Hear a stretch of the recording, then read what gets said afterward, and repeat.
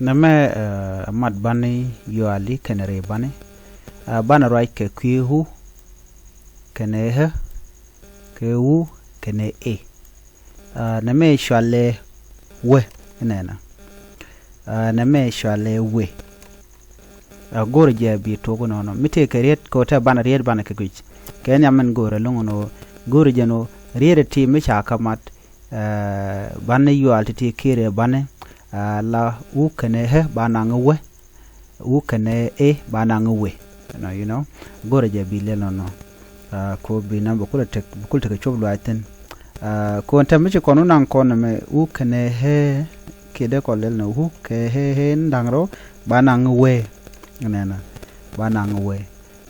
ina ba men na ba mu gor ko no ba de kon je no mi ko no gor ko nena no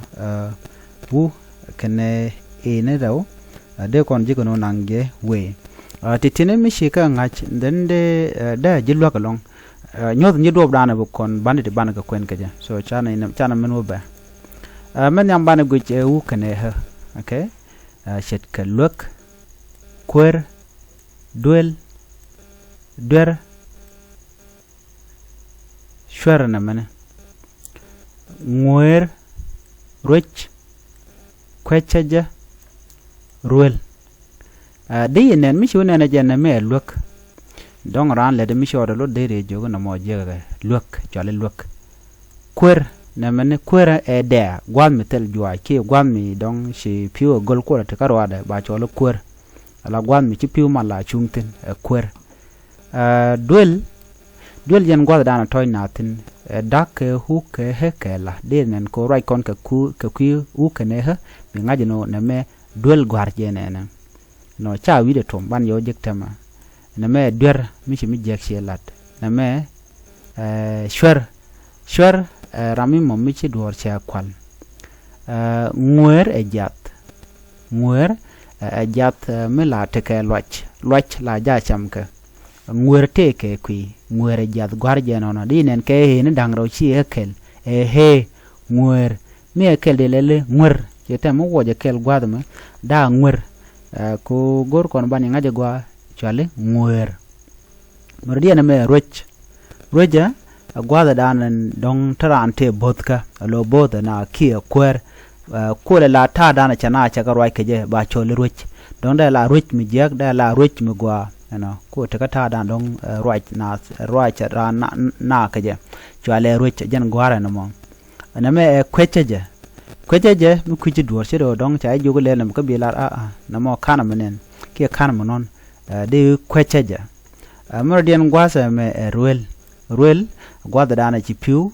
no ke ci pin ci jen ci ka teke ci piu ci ko warar no chele jen ka ngade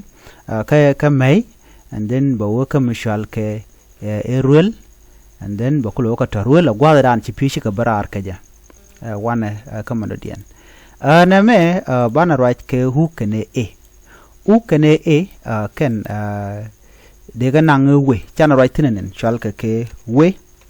ke de nang bo we mi cha mo ke ne ro gwada me tembo goro ba ngaiten hu kene e chale we mi cha rep ke e do dien ba chole we ajenda na baling na me ka ke we kesa dio je shinen der gwada me te we teten kwet na me chala de chale kwet na me kwit bil ruich twir kwil dio je te ga te ngwande nga je te gwada me ne e ne dangro on lot kenamo e dangro e yon wa ga mat ke hu bala we mi ekel enana u kene ekel ba chole we jen kul te ke kwida gwad mi len arodien ruai ni ti jekten chale kwid ne dangro mi la mi jega lar brano dien ba mi jeg ba lar chale kwid ne me kwid mi chaje lar mi jeg chale kwid ramo che je kwid kwa chole kwid mi lar kono chaje kwid da kwid no mo kwid ba che je na me te ke kwid na me kwit ka tungna bi gorno mi cha mo ke e kwit na me dul duel ngay kon ka la mi kel ba cholo duel okay duel kel duel ka tongwan dio je de den dere ngach en duel point dak hu ke he kela duel chi dak e kela mi cha u ke e chalel bala duel na mene ba cholo duel ban mi dak u ke e kela ba duel dio je de den tam bi ngaje nono mrediana me gwata me ruich kenetin kontila boot ne te chiruich jal ke ruich di larbono cheruich mi che palwe ruich ke roine ti chala ne di chiruich ke gwam cho ruich do dien dong de we ngo en cheruich ke jen cheruich alo chana che ke bot no chwide ruich bo de re gona ba chwide cheruich de dialti let ke rodiano neme twir ne re kon la kit ke we kwel ke chur duno ku kala ngwan chala ke kwel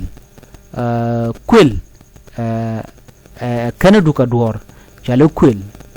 de la ro che kwal bade no mon mu ko la kwel ta dan le de mi jega moko je jenda nan dong gore de nywa kon kel gur channel banaje kat ko ken ko titi gor kano de ran der jangach lu ni joktin brodo nge keke ko bititi bikangach ko gwalung no bran ba todien ba jangach kata dana de ko dan ngeke jem u kene he chalewe u kene he ewe u kene e ba choluwe